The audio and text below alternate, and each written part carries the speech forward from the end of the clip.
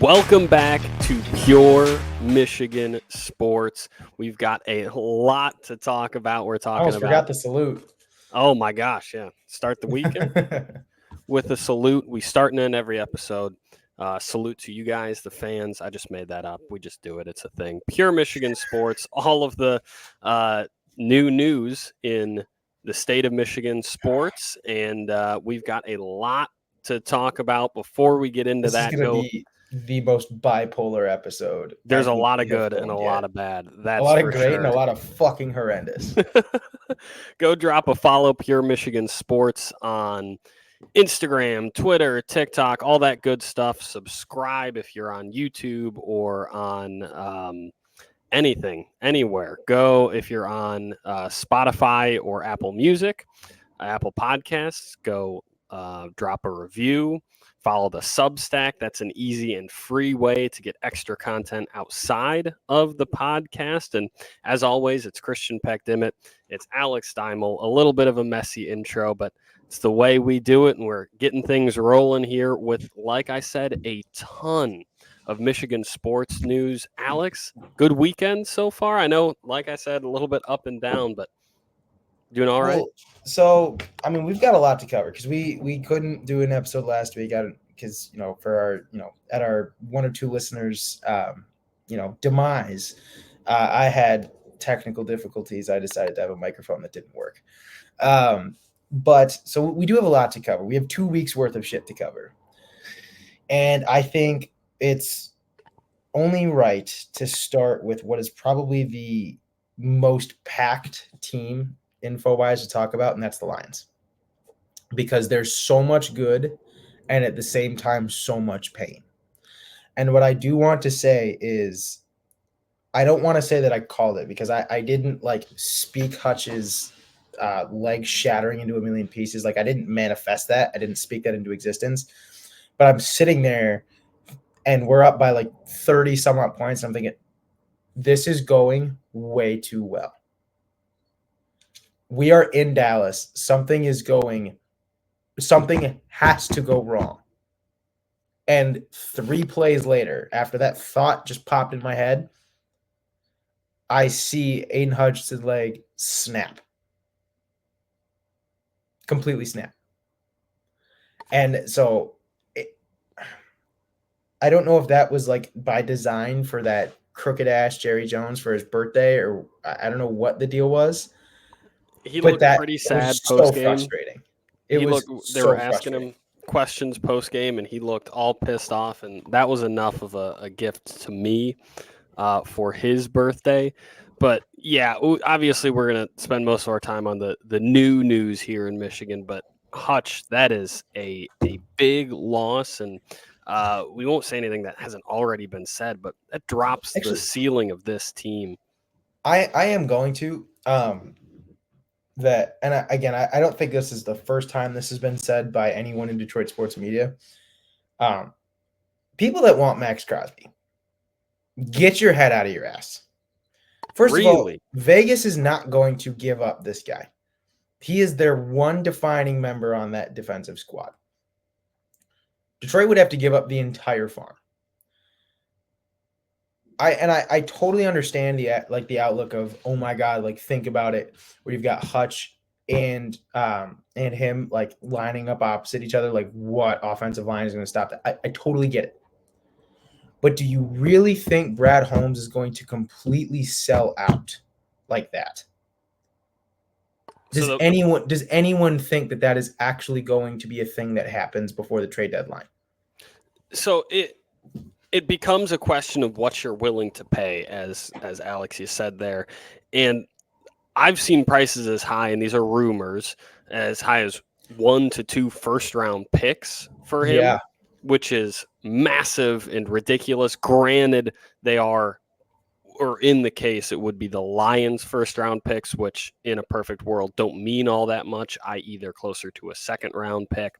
But still, that's a lot to give up. And really, Deimel, it's less about I'd love to see him and Hutch line up opposite each other.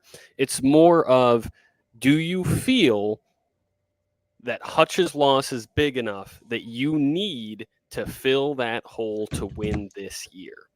And that, of course, opens up much larger questions about the window for this team. How large do you think it is? Because if you think that the window is this year, that this year is the down year, Mahomes isn't playing that well, really there aren't a ton of other teams giving you competition in the NFC outside of the Vikings, and of course we'll get to that game in a minute.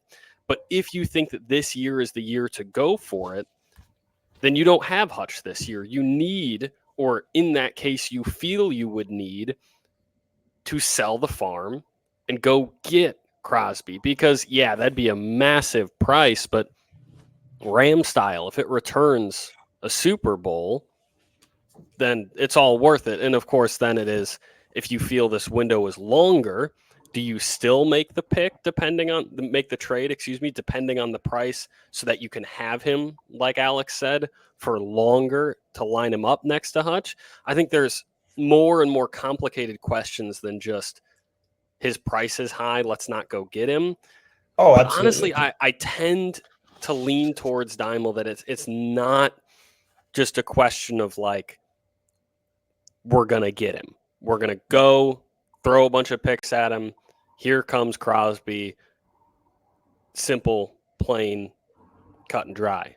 And here's the other thing to remember is, if the goal was to just throw everything at 1 year, we wouldn't have been signing mega contract extensions for remind me, what was Goff and Sewell? They're at least what, like, Goff is what, $53 million a year, which but a whole other. But how long? Oh, 5 years, I believe. 5 years, I think. Was Sewell 8? My memory's not 4 good. years. Oh, well, still, like, I don't. It's not like he signed them to 1 year deals. It's not that this is the make or break year. He signed them and gave them longevity. Like, this is a team that I don't think they built to say we're going to go one and done. And you don't build a team around one and done. That has never been a thing. I don't care how desperate you are, especially in the Lions case. Shout We've out never Rams. been to a Super Bowl. What's up? The Rams did. Worked out for them. Yeah, but they also didn't have a farm for the rest of. They had their first round pick this year in like 8 years.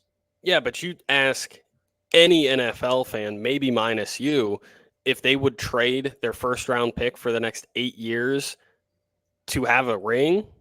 I'm making that trade 11 times out of 10.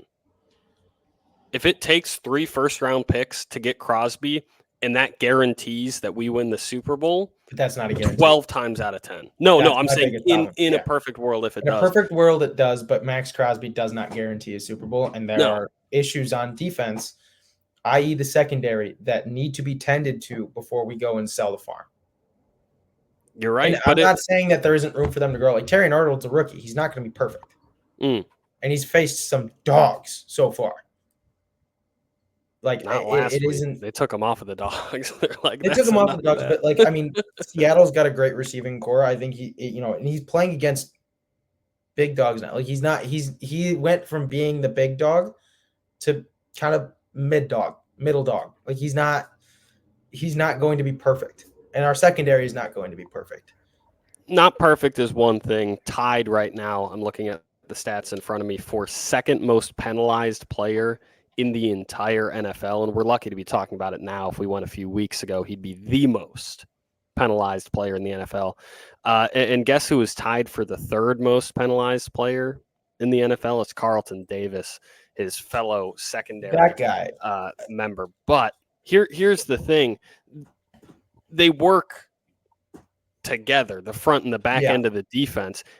If you get more pass rush, you get less of what we saw for the majority of the Vikings game, which was Darnold's ability to just pat the football and sit in the clean pocket. Granted, that changed in the fourth quarter and in the second half, but they work hand in hand with each other. So I think Crosby does help on the back end, but you got a point there on Carlton Davis. I mean, Jesus. Pick it up, dude. Like, it's not. Your thoughts are negative on him, but positive on Tyrion. Yes, because we have seen how many different times, like, our rookie cornerbacks are going to get burnt. Rookie corners get burnt. They make stupid mistakes. And when you don't have a solid defense, a solid corner partner, like you said, they are working together. It kind of screws you over too. So, and I think I also do think like both of these guys have shown glimpses. Like I can't remember what it was, but whoever it was had a penalty that saved a touchdown late in the fourth there, which shouldn't be, unfortunately, what we're talking about, but that was something that was unfortunately needed at the time. And I do think we've seen a bit more of like Carlton Davis has had time at least to like make himself known and to like prove he's worthy. He's a vet. The rookie is going to make this mistakes. The vet's been around enough and he's played with the big dogs enough to not be doing this shit.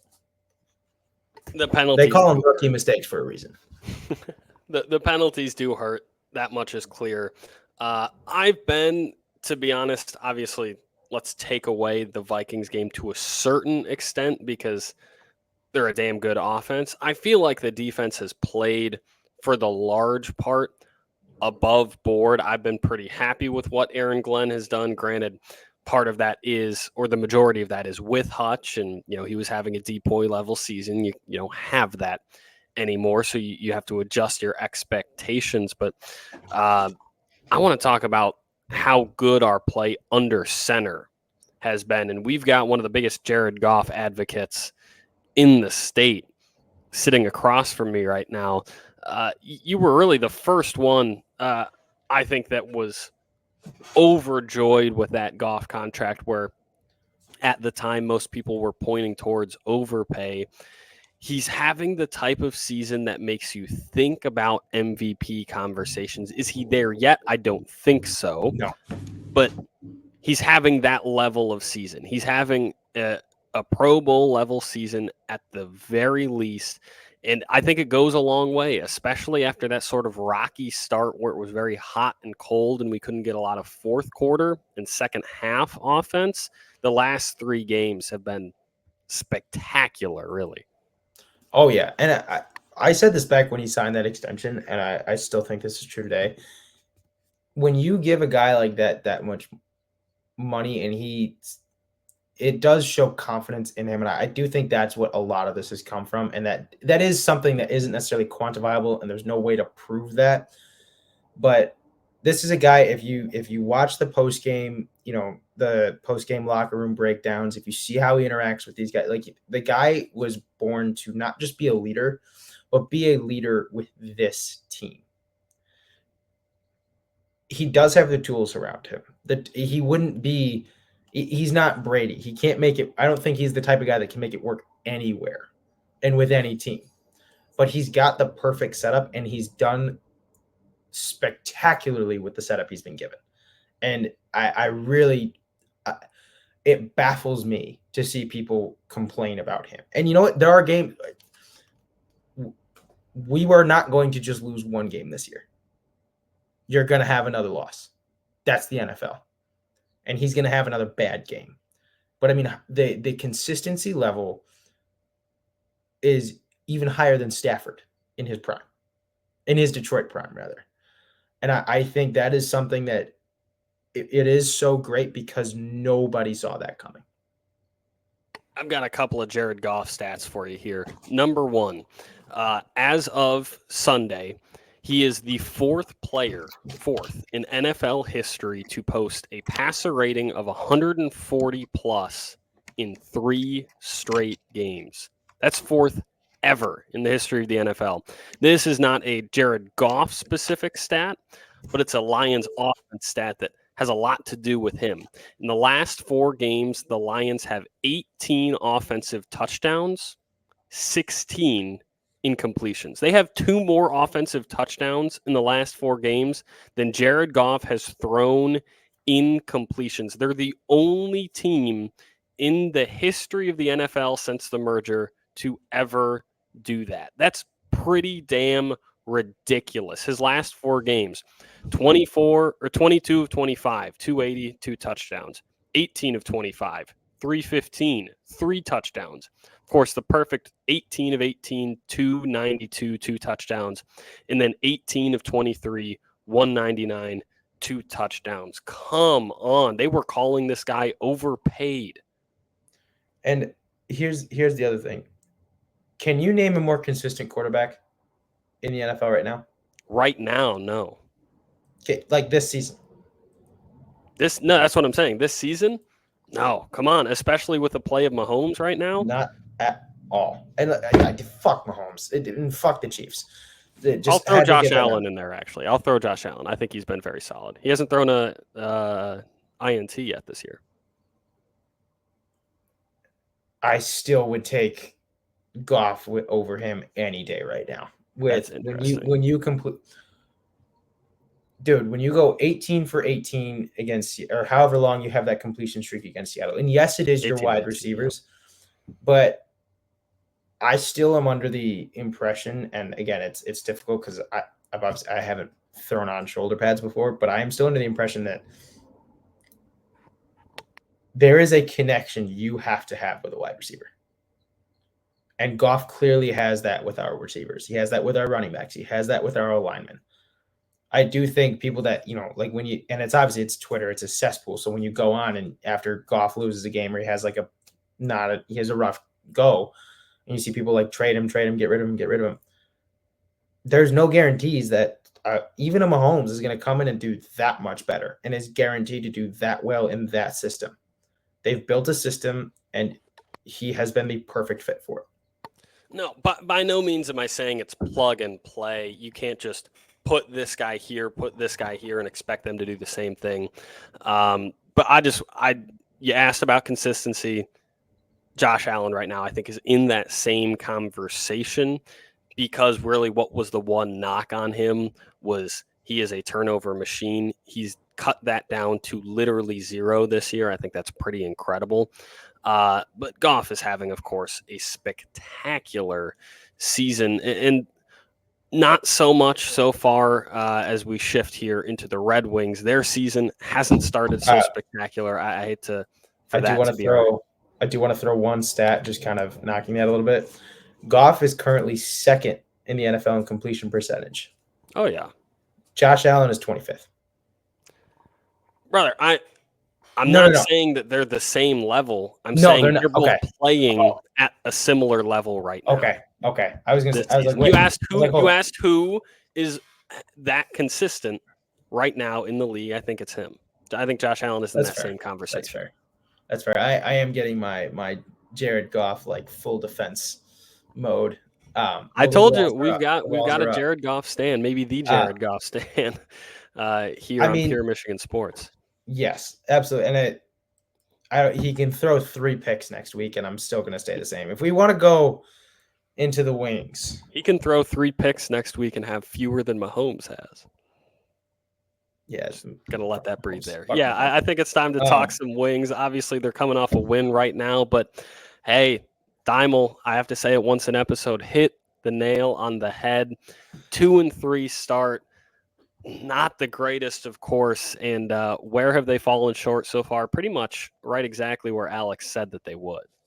Yes. And I think it was funny because I don't even remember who I was listening to. It might have been the radio, it might have been a podcast, but they were talking about goalie consistency.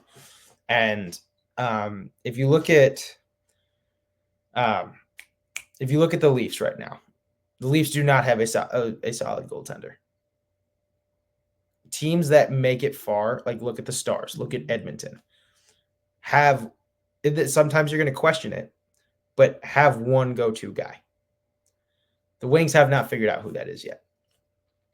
And if you can't figure out who that is, you're going to let in at least 3 to 4 goals a game.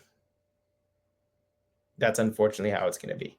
Now, I've liked the offensive production, and, the Rangers are a very good team. I unfortunately kind of expected to get, beaten back-to-back there. But you come back with a great victory against the Preds. You keep it close, then you blow it open at the end and take a 5-2 victory. Unfortunately, this is not a team, though, that can afford to do this. This is a team that's going to have to stay consistent and be consistently in that wild card race, because The consistent teams, the teams that will, get a few wins, drop one, get a few wins, drop one, are always going to beat them. Always. So, and again, it's early. There's not a lot to figure out. I do like, having Casper back up. I think, again, getting the young guys in early, come a playoff push. That way they have experience. It's not a Jackson Jobe where we're throwing them in all of a sudden at the end, and then they're getting their first playoff experience. Still angry about that? They're still in the no. No, I'm not going to be angry about it. I will get there. We'll move on. But no, again, I do like where things are headed. Obviously, those two Rangers games were fucking brutal. Panarin just seems to dominate us. It's either Panarin or Trocheck, or not Trocheck. Zibanejad. It's either Panarin or Zibanejad every fucking time we play the Rangers. So, we're back at it this week, though.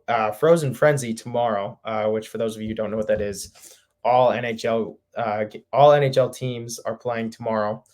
All will be featured on ESPN in some capacity. So it's going to kind of be like a Sunday ticket for hockey, but I think make it free. I just know I'll be able to watch more hockey than I normally can tomorrow, and that's what I'm going to go with. But they are in New York at the Islanders, who have been known to blow some leads. And if there's one team that they can't afford to do that against, it's the high-powered offense of the Wings. So they have that tomorrow, which is Tuesday. Then Thursday night, they host the Devils and then travel to Buffalo on Saturday.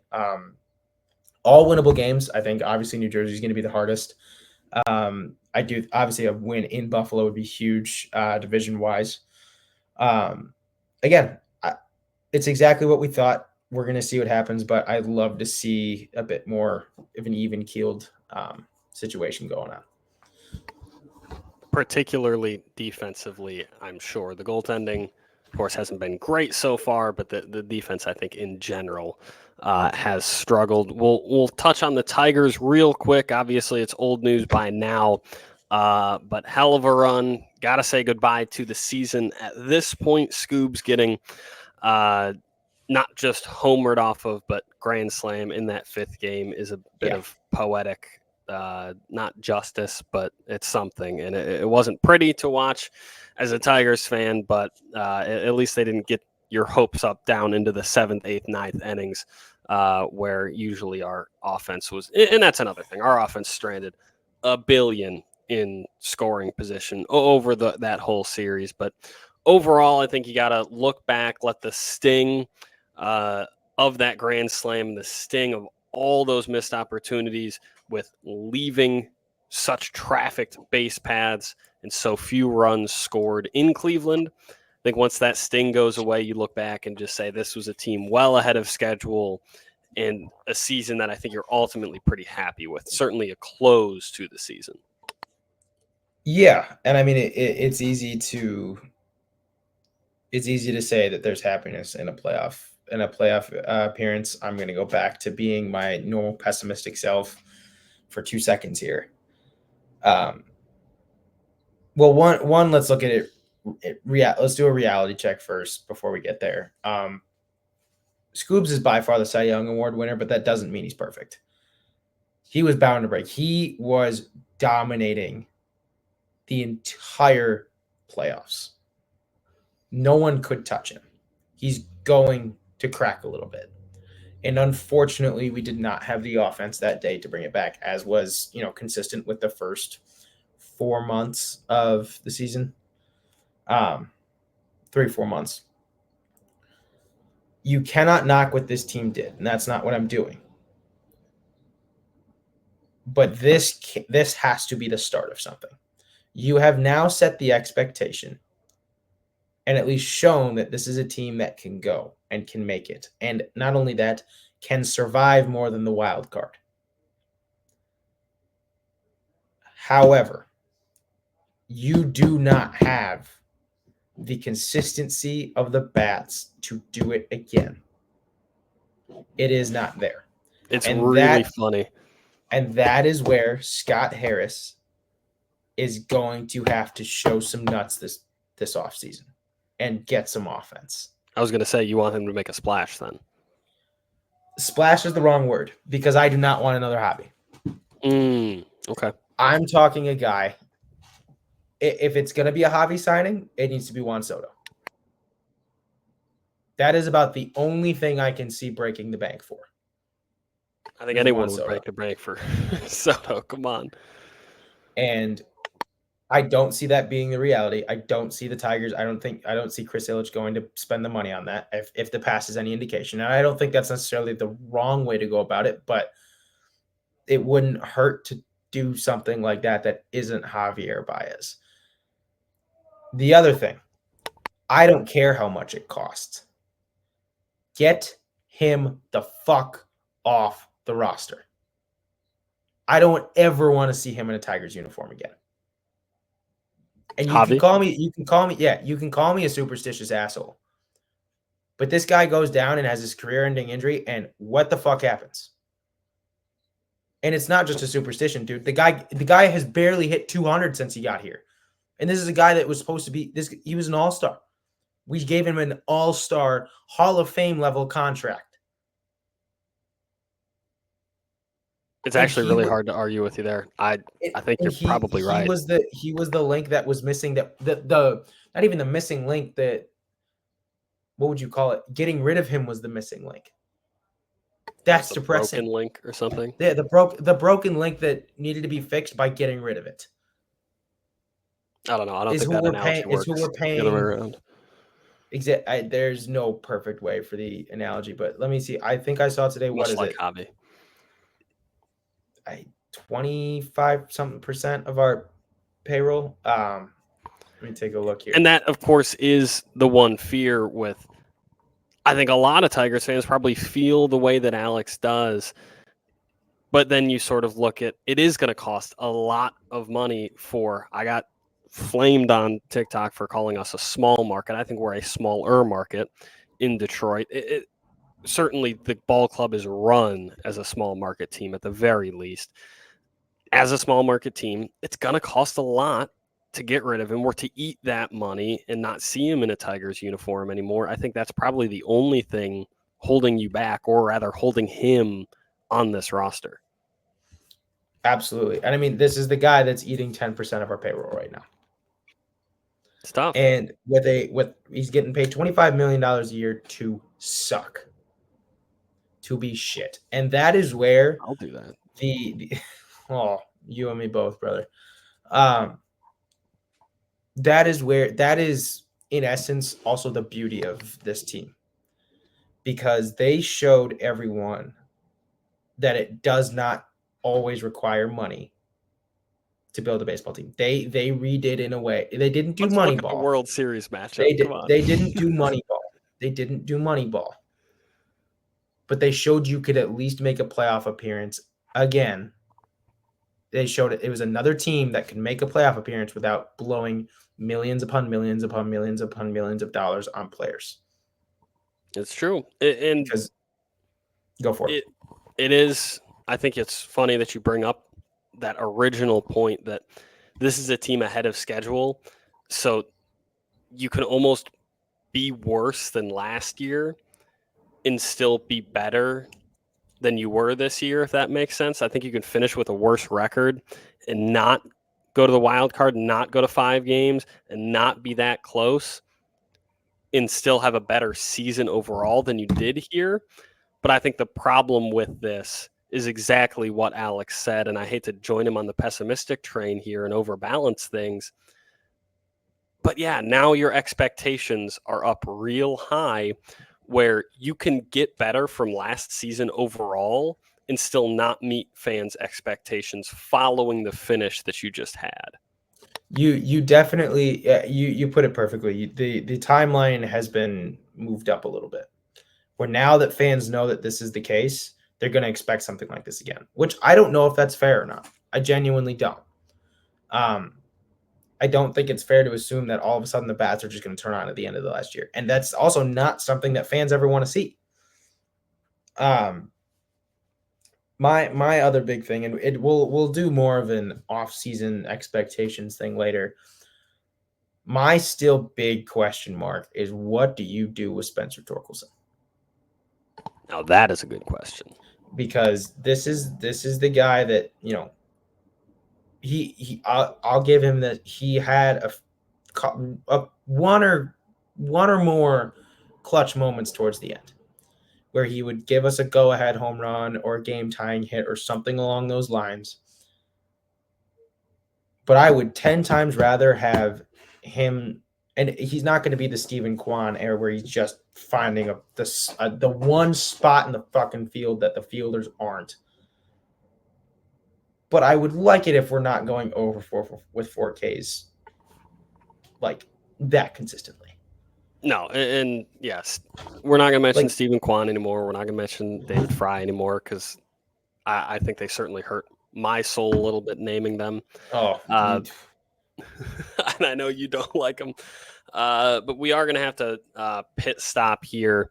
We told you it was going to be a bipolar episode. We're going to pit stop at the bottom now of our valley on our ride at U of M football, which just continues what is an ugly season.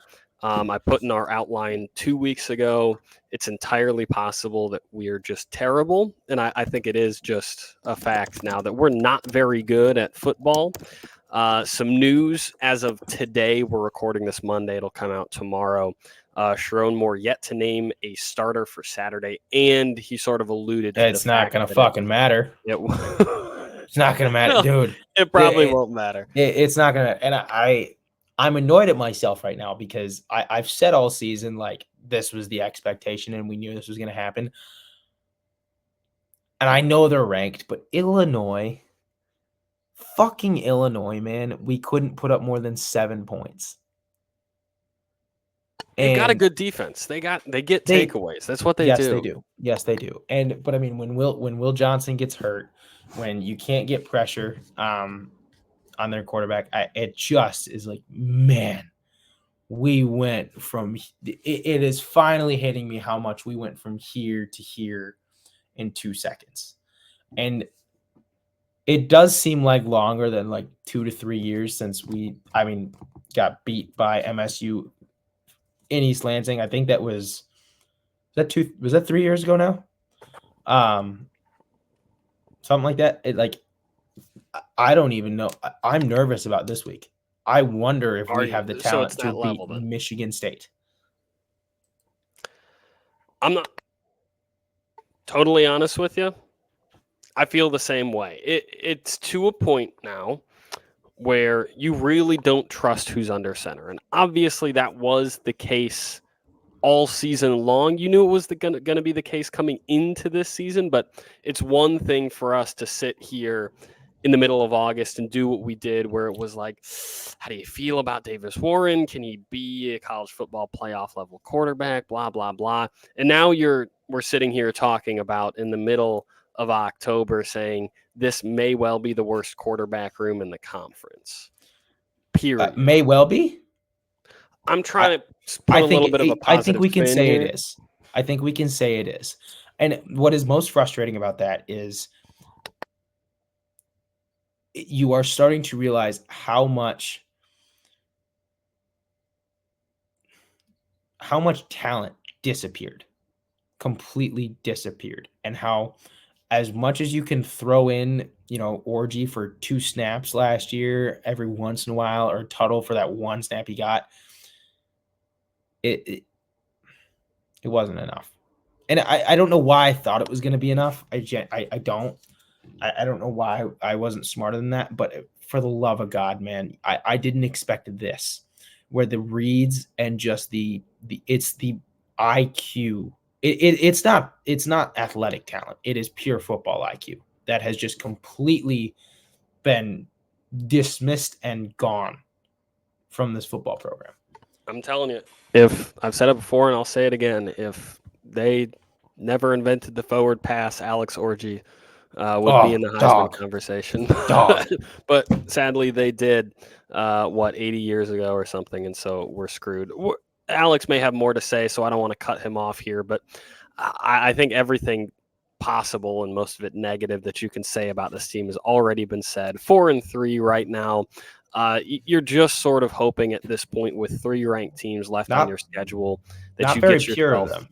Not very, I will say. You just pray that you can get yourself to a respectable bowl game, and that's sort of it. Buffalo Wild Wings. Does that still exist? Oh God, I hope so. Outback Bowl. You've got Oregon, you're in Indiana, and you're in OSU. Realistically, those are probably losses. I'd love all of them to be wins. I'm not saying they're not going to be, but realistically, those are 3 losses. And you're staring down an 8-6 season at best. And you know what really sucks about that is I am like right now I am fully accepted that this is not going to be our year against Ohio State. And I also completely know that once that week comes, I'm going to fully believe we can beat Ohio State. Come back to this clip. Come the end of November. When I'm telling myself, yeah, we're going to get killed. No, I guarantee you I will be fully convinced that this is the team that can still beat Ohio State. And then I'm going to get my soul crushed. And it's not even on Michigan anymore. Now it's just my fault for being an idiot. That is fair. Clearly, they're doing everything to try to signal to you that we are not on the same level as OSU. But, I mean, it's not just we'll leave it at this. The quarterback play has been terrible. I don't want to put everything on the shoulders of an Indiana transfer in a 5th year and a dude who's essentially a running back that they pray can throw a forward pass once in a while. The offensive line hasn't really been up to the standard, of course, that we expect it to. It's been okay at best. No real downfield threats outside of Colston Loveland. And even the defense has not defended the run nearly to the level that we expected that it could be, or the level that it showed in those first couple of games. It's just the world that we live in. It's not a good Michigan football team this year. We'll leave it there and transfer over. You're getting into the bipolar section of the episode here where we swoop back up to the top of a mountain. U of M basketball, another quick pit stop, of course, because Michigan and the Wolverines hit the hardwood again. It's time for college basketball, except wait, not really. It was an exhibition game. It doesn't really count for very much. So we're just going to spend a second here. It feels good to have hoops back, except it really doesn't, because I say the same thing about the NFL in the preseason. It's just teasing you. It's just being like, dangling the apple just outside of your reach.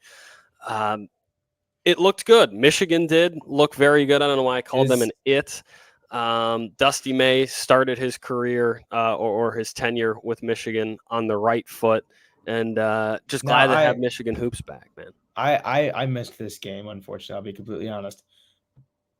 Is Dusty May the guy? Can we say he's the guy yet? Please tell me we can just say he's the guy and we can go from there. We both well know we can't just say he's the come guy. On, but I want to. If we waited like the first 3 games or even the first year with Juwan Howard, I mean, he would have been the guy too, right? But I think he started on more than just the right foot. I think it was a good, big win over, granted, an Oakland team that's going to be okay this year.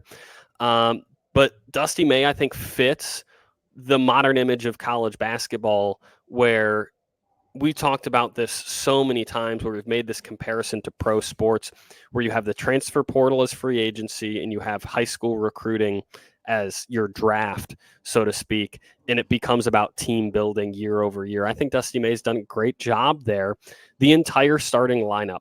Yes, I am not kidding. All 5 that started for Michigan were all transfers. Every single one of them, their first year wearing the maize and blue. It's infected basketball too. It's ugly. I'm not saying I like that brand of basketball or what college basketball has become, but that's the way the world works now. I think Dusty May knows that, and I think clearly he's working that system well. That's really all we have to say right now. It's an exhibition game, so you almost take it with a grain of salt. It's like preseason NBA. How much can you really how much stock can you put in like Xavier Tillman making 5 threes in the preseason? You know what I mean? Like it doesn't weigh a ton, but it is a nice step in the right direction. And I think our last stop here is our picks of the week. Did I miss anything? I think you got it. Obviously, great time of the year. We talk about the greatest times of the year. Great time of the year is getting college basketball back. Gotta love it. I'm going to start with my Michigan pick. because I saw it earlier, and I know it's the Michigan State under. I think it's 40 points. These are two pathetic programs, and it is not going to be a fun game, and that is why we're taking the under. Period. End of story.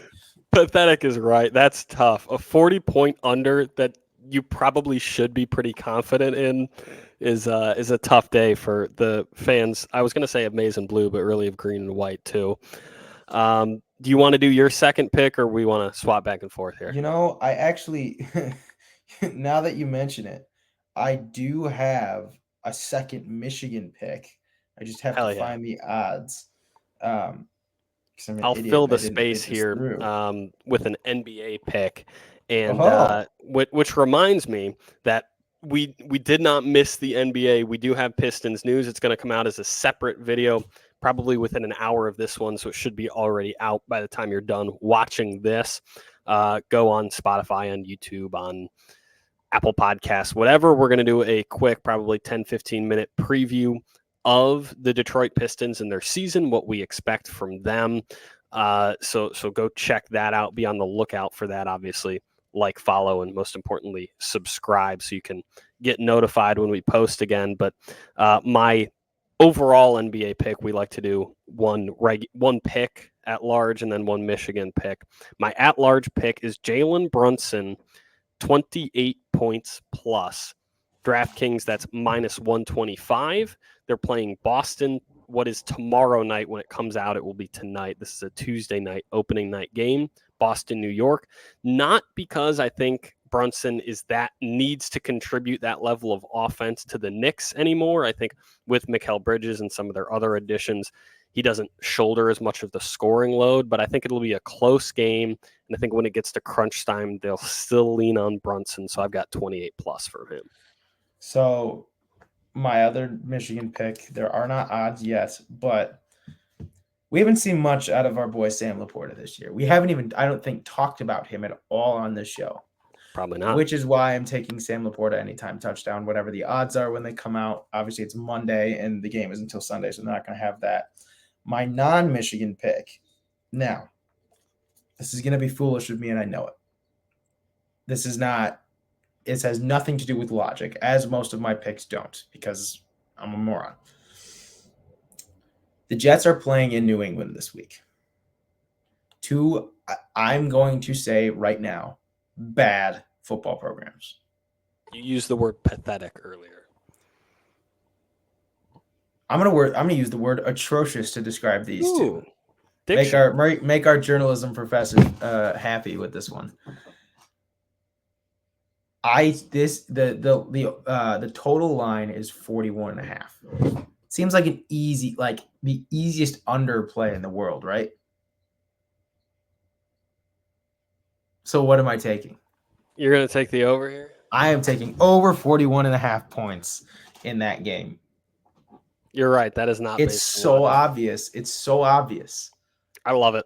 I love that it. it can't win. Hell yeah. Drake May, 10 touchdowns. Aaron Breaking Rodgers every single season Patriots passing record. Tom Brady who? Tom Brady who? I've got one more Michigan pick. It's a state of Michigan pick. It's a Pistons pick. We're sticking with the NBA. I've got Jaden Ivey, 2+ made threes in their Wednesday night game against the Pacers. The line is minus 125. Honestly, I'm very tantalized by it's Will Carlton Day, of course, so we have to get the poetry out. We got to, yeah. Will Carlton Day. It is. We got to throw some thesaurus words out there. I am tantalized by the +3 3-pointers made. That's plus 230. But I think I'm going with a safe play here. If you want to find out why I think that will happen, Pistons preview, we just plugged it. I'll plug it one more time. Coming out in just a little bit here. We'll preview the whole Pistons season, what we expect out of them.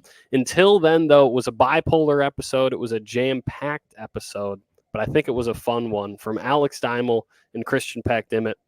Until next time, it's been Pure Michigan Sports.